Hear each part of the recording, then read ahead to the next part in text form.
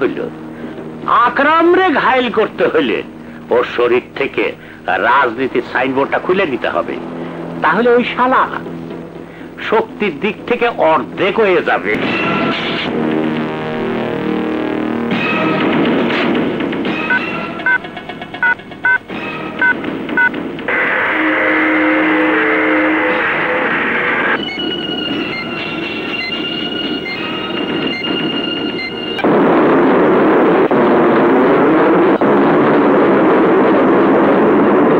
তুমি কে?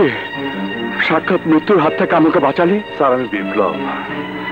আর সমাজের প্রতিটি ক্ষেত্রে আদর্শহীন সন্ত্রাসীরা ও ক্ষমতালোভীরা ছড়িয়ে পড়েছে, তারা আপনাকে হত্যা করতে চেয়েছে। কিন্তু কেন? আপনার মতো মানুষটা হলো সমাজের বিবেক। এই বিবেকবান মানুষগুলো ওদের ক্ষমতা দখলের পথে বাধা হয়ে দাঁড়ায় বলেই একেবারে সরিয়ে দিতে চেয়েছিল।